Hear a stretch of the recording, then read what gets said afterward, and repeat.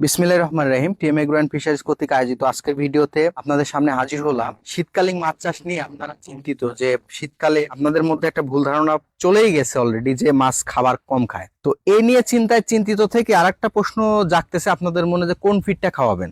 Scientific ব্যাখ্যা অনুযায়ী একটা কথা জানিয়ে রাখি, শীতের সময় মাছটা তলদেশে বেশি থাকে, তার মানে উপরিভাগটাই কম আসে।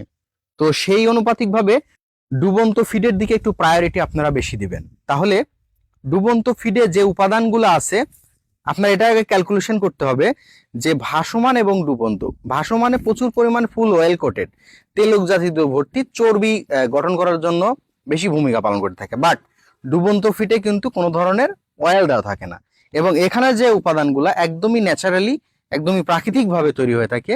তো সেই অনুপাতিক ভাবে টিএম এগ্রো অ্যান্ড ফিশারিজ আজকের ভিডিওতে আপনাদেরকে দেখাবে যে এই শীতকালীন সময় কিভাবে মাছকে খাবার দিলে এবং কোন ফিডটা খাওয়ালে আপনি মাছটাকে দ্রুত ফ্যাটেনিং এবং গ্রোথ করতে পারবেন। তাহলে দেখেন আমার কাছে একটা ফিড রয়েছে, মাইশা ডুবন্ত স্পেশাল ফিড। আমার কাছে যেটা দেখতে পাচ্ছেন এটা একটা ডুবন্ত ফিড।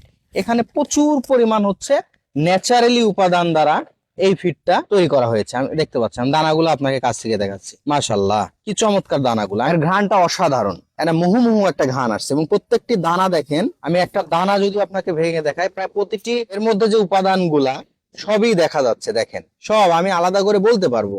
এই যে এর মধ্যে ডিওআরবি, র্যাপশিট খোল, সরিষার গুঁড়া, এগুলা দিয়েই মিক্সড করা।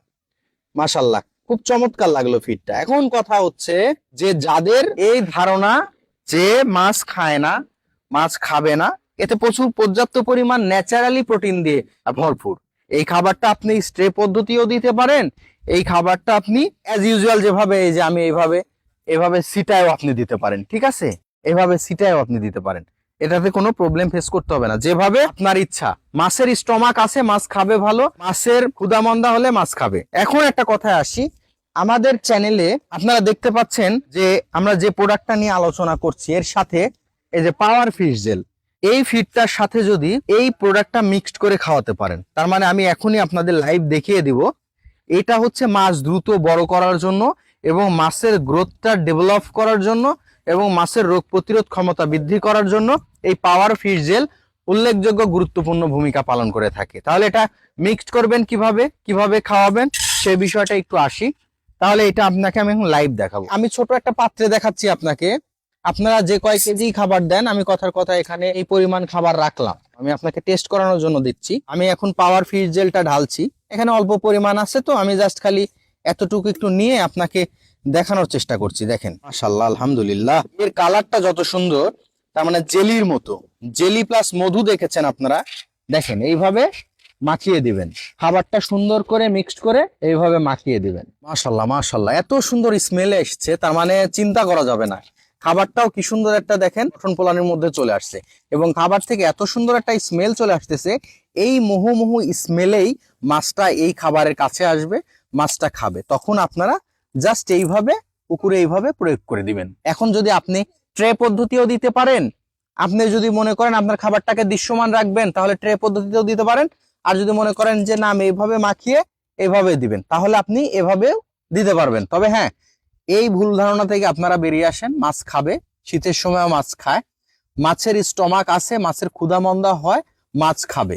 তাহলে আপনারা এই ফিডের সাথে এই প্রোডাক্টটা পাওয়ার ফিশ জেল অনজিন বাই ইন্ডিয়ান, এটা ইন্ডিয়ান একটা প্রোডাক্ট, এই প্রোডাক্টটা আপনারা সাথে রাখতে পারেন। প্রতিদিন খাবারের সাথে মিক্সড করে প্রতি কেজি খাবারের সাথে 8 থেকে 9 গ্রাম করে দেখাচ্ছে মিক্সড করে আপনি এটা দিলে মাছটা খাবারের প্রতি আগ্রহ জাগবে এবং মাছ দ্রুত ওজন বৃদ্ধি পাবে। তো আপনাদের আজকে এই শীতের সময় কিভাবে আপনি একটা খাবার প্রসেস এবং একটা মাছকে কিভাবে খাবার দিবেন এই বিষয় নিয়ে আলোচনা করলে থাকলাম, এবং আপনারা পারতপক্ষে চেষ্টা করবেন ডুবন্ত খাবারের দিকে ফোকাস বেশি দিতে। আমি প্রথমেই বললাম যে উপরে মাছ উপরিভাগে কম থাকে।